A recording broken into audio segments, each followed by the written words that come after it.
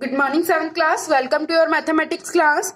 हम लोगों ने अपनी एक्सरसाइज 10.2 कंप्लीट कर ली है। देन उसके बाद है percentage increase and percent decrease. जो परसेंट इंक्रीज हुए हैं और या परसेंट किसी भी चीज में डिक्रीज हुए हैं तो आप उन्हें कैसे फाइंड आउट करेंगे, ये हम रीड आउट करते हैं। हम देखते हैं कि काफी चीजें जो होती है वो टाइम के अकॉर्डिंग या फिर क्वालिटी के अकॉर्डिंग, जैसे सैलरी हुई किसी पर्सन की तो वो क्वालिटी या टाइम के अकॉर्डिंग इंक्रीज हो जाती है, या किसी इक्विपमेंट या किसी मार्केट जो थिंग्स है उनकी जो प्राइस होती है वो टाइम के अकॉर्डिंग कम या ज्यादा होती रहती है, मार्केट के अकॉर्डिंग कम ज्यादा होती रहती है। तो उसे हम क्या कहते हैं कि प्राइस में इंक्रीज हो गया या प्राइस में डिक्रीमेंट हो गया। तो उसी तरीके से जो इंक्रीज वैल्यू है या डिक्रीज वैल्यू है उसका परसेंटेज हम फाइंड आउट करते हैं इसके अंदर।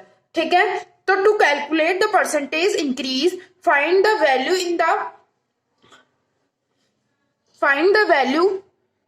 in the value of quantity from the original value, and the new value of the quantity is called increased value। increased value किसी कहेंगे कि पहले आपको पुरानी वाली वैल्यू को पता लगाना है, फिर उसके बाद जो नई वाली वैल्यू है उसे हम क्या कहेंगे, इंक्रीज्ड वैल्यू।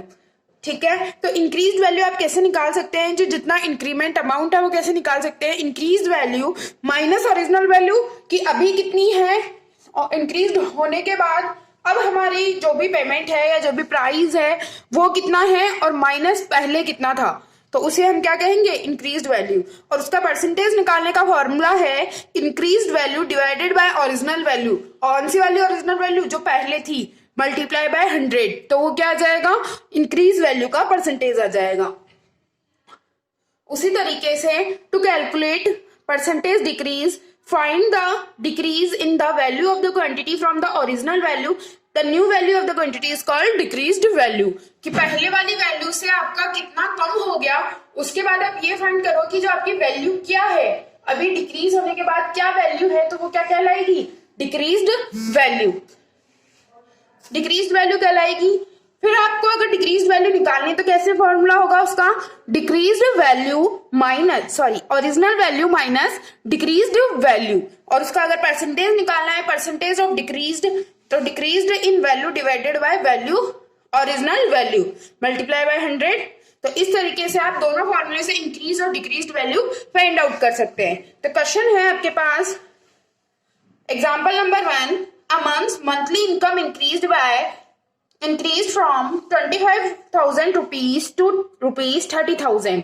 कि उसकी पहले जो अमन है उसकी सैलरी 25 से या इनकम है उसकी जो 25 से 30 तक इंक्रीज हो गई है। तो आपको फाइंड करना है कि उनकी इनकम में कितना परसेंट इंक्रीमेंट आया है मंथली।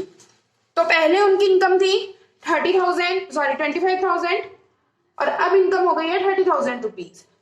तो आपका फॉर्मूला होता है increase in value is equals to increase value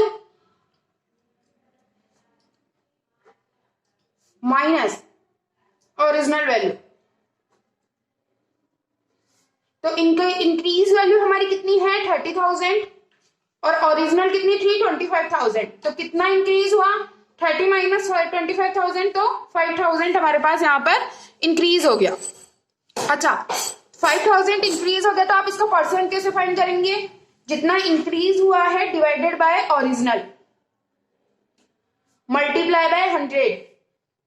तो आप इसे सॉल्व करेंगे तो आपके पास मिलेगा 20%। तो जो अमन है उसकी मंथली इनकम में कितना का इंक्रीमेंट हुआ है, 20% का इंक्रीमेंट हुआ है। उसके बाद है आपके पास example number 2, Arjun weight decreases from 60 to 57 kg। Find the percent decrease in the weight his wait.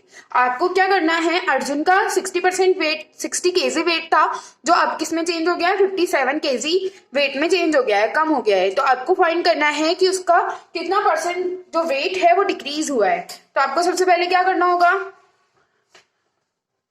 Decrease weight निकालना होगा।